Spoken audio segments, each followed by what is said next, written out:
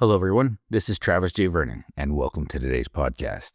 I have to say, being a grandpa has really changed a lot of the ways I look at things. It's been pretty fun having 5 stepkids from 2 different marriages. There were always problems, issues, difficulties being a stepdad, but over time, all of us have grown into a relationship that is not only functional, but more family-oriented. Nancy and I are empty nesters. And between all of my stepchildren, I currently have 5 grandchildren and 1 more on the way. I would say the hardest thing for me is the distance. We have 1 down by Waco, Texas, 1 in North Carolina, 1 north in Logan, Utah, and 2 here in Wyoming. The 2 that are closest I get to spend a lot more time with. I wish I could spend time with all of them. But because they're my stepchildren, I'm more of the bonus grandpa anyway, which I guess is okay. I mean, that works out just fine for me. Not that I really have a choice in the matter. It just is what it is. But my grandson, Kane, is an absolute riot and a pain in the butt at the same time. My mother says that he reminds her of me when I was younger. I always wanted to go on adventures. I always wanted to do things. Now, this kid's 4 and a half. I try when we're tending him. We get him every other Saturday for a full day while his mom's at work. And I will try to get him to do something like watch cartoons just so that I can have a little bit of time to get some things done. Yesterday was our Kane day. On Saturday mornings, I like to get up early, get some things accomplished, get my morning rituals done, watch a little soccer. I try and get a podcast or some videos put together for the YouTube channel and try and just get some tasks around the house done. Yesterday, I sat down at my desk to record a podcast. I didn't get 1 minute in when my den door creaked open. Kane staggered in, bleary-eyed. He'd just gotten out of bed and said, "Grandpa, can I sit on your lap and can we just look at pictures from some of your adventures on your computer?" How do you say no to that? So I'm like, "Sure, bud." And we just went through and we looked at pictures of me and Nancy when we were crabbing in Oregon.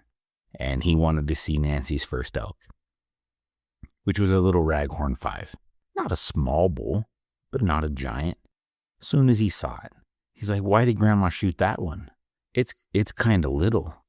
I'm like, "Kane, it's not little. That's her first one. That's a nice 5x5 bull elk." He said, "No, Grandpa, if you look, that tine right there is pretty thin, and if you look at that one, you can put your hand all the way around it." And I'm just thinking, oh my gosh, what have I done? What have I created? By the time that kid's old enough to hunt, I don't know if he's ever going to pull the trigger. He's going to think everything's too small just because I've taught him what's really big, what makes an animal more on the trophy side. And maybe that's just because I'm a guide. I don't know. But I can't get that kid to watch cartoons. I've tried to get him into Star Wars. I like Star Wars. Star Wars is cool. That was the first movie I saw when I was a child.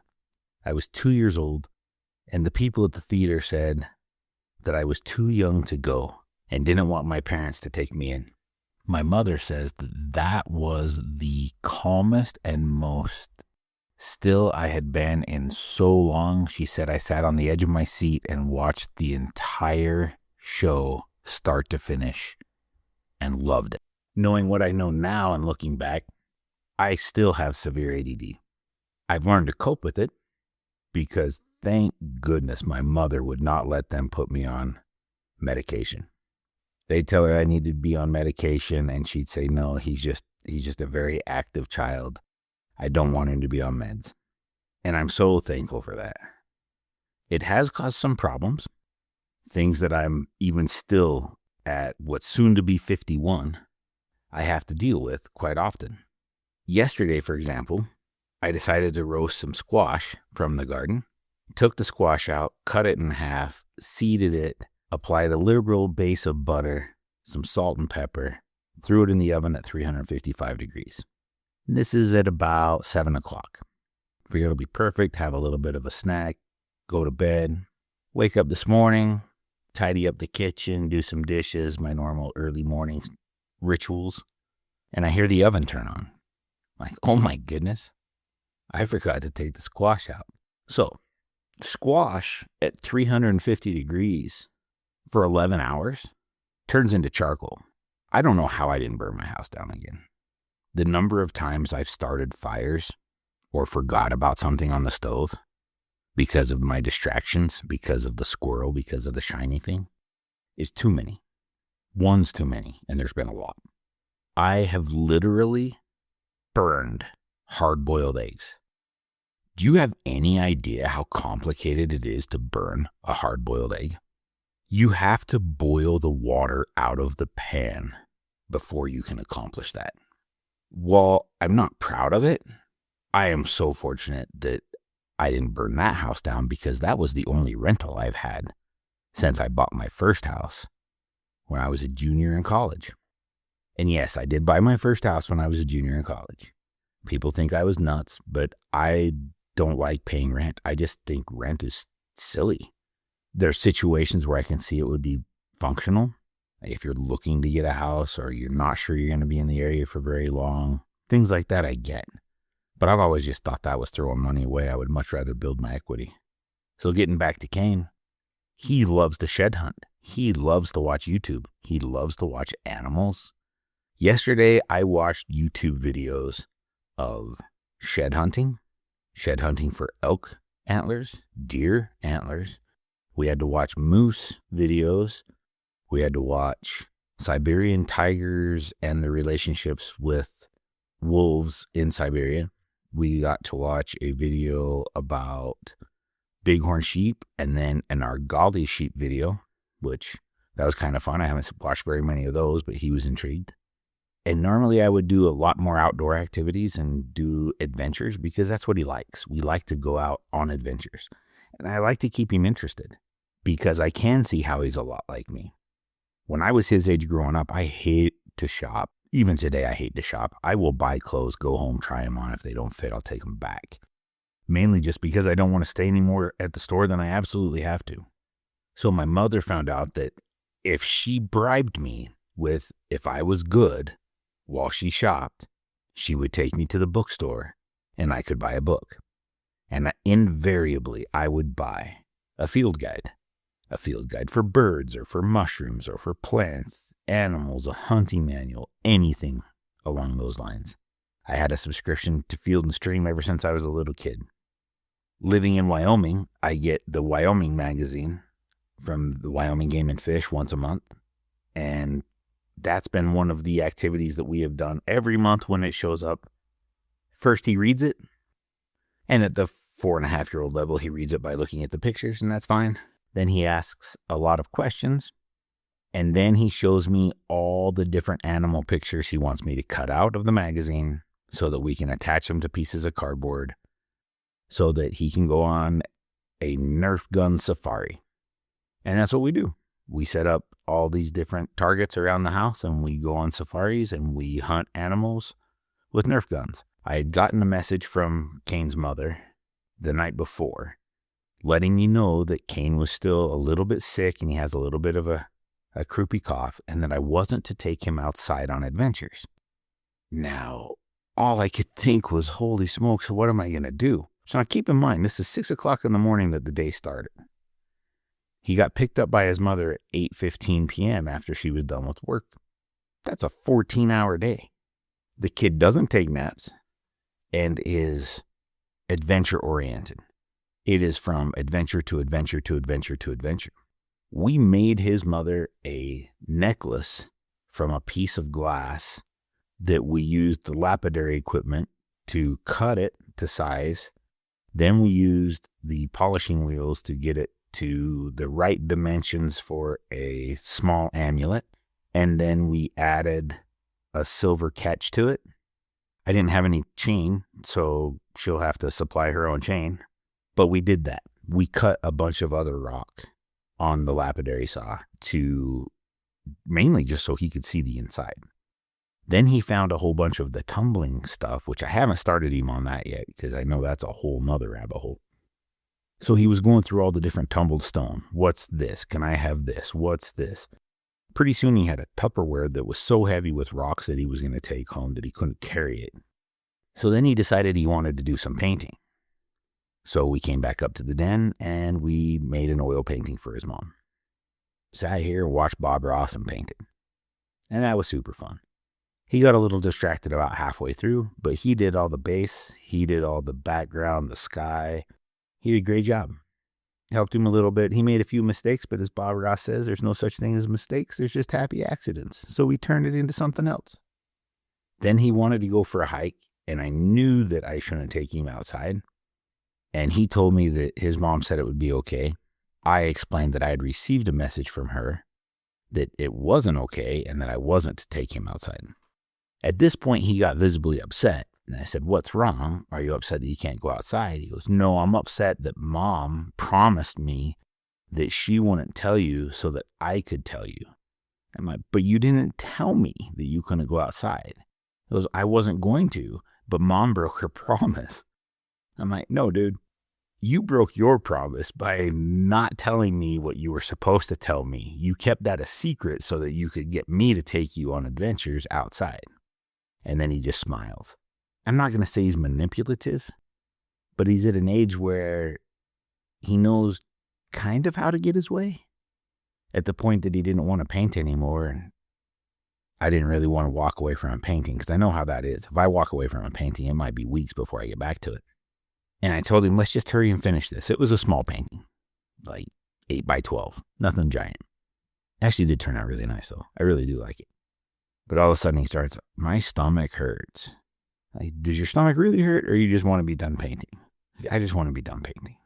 Why don't you go talk to your grandma and see if you guys can start finding some more pictures for more targets so we can go on another safari. He got super excited about that. So then he found a bunch of fish pictures. He's like, "Well, we can't shoot fish, but can we catch them?" So Nancy came up with the idea that we would use a small fishing pole with a hook attached, but I changed the hook up just a little bit so it didn't have a point. Cut it off at the barb and then rolled it up so it was kind of like a spiral at the base. And then we attached earth magnets via tape to all the fish pictures so that he could then fish for them and catch them with a small fishing pole. A little homemade jobby that we did for the young men when I was teaching them how to make survival style fishing equipment. I should probably do a video on that. It's super fun. Anyway, we used that for a while. He had a ball. I'll have him help me cook. He helps me with the dogs. He helped me water the trees.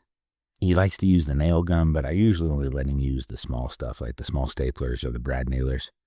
I'll hold stuff in position, and he likes the sound, but then he also adds his own sound to it. So every time he nail gun something, it's he thinks it's amazing, which is fun. I like teaching him stuff. He's exceptionally intelligent. The number of animals he knows, and he'll tell you point blank. He's like, "I love caribou. They live in Alaska." So I explained to him yesterday that they also live in Asia, Northern Europe, and Canada. And then he tries to say those things and he just struggles with it. Great kid though. Super fun. He also loves cars, so we end up playing a lot of car games. But I'll tell you what, at the age of 51, 14 hours of playing is demanding on an older frame. But I made it through the day with only a single dose of ibuprofen, so that was nice.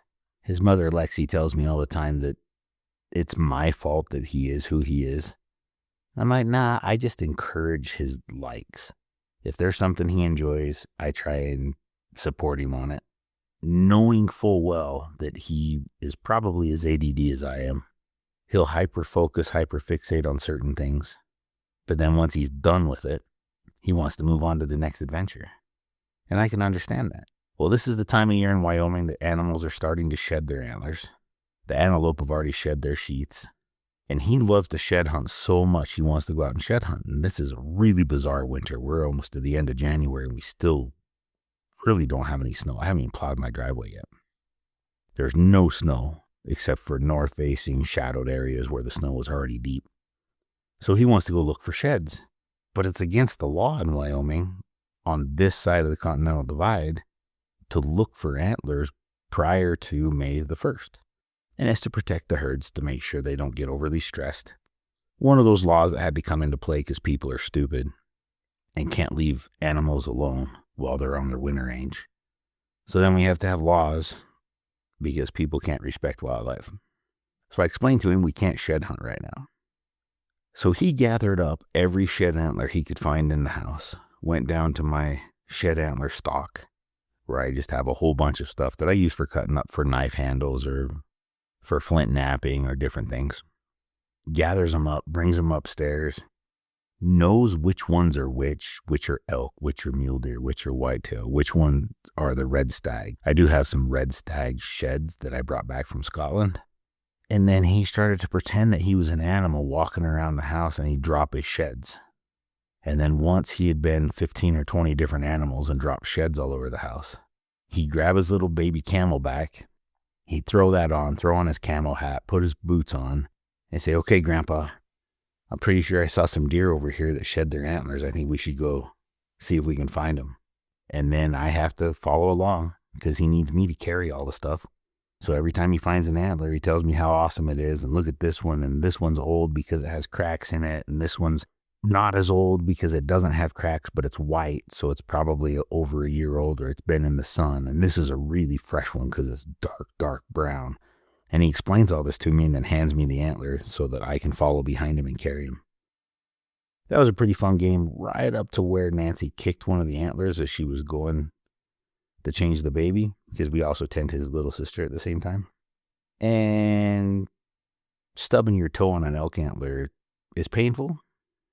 So then we had to go on a different adventure. So we went back down to the basement.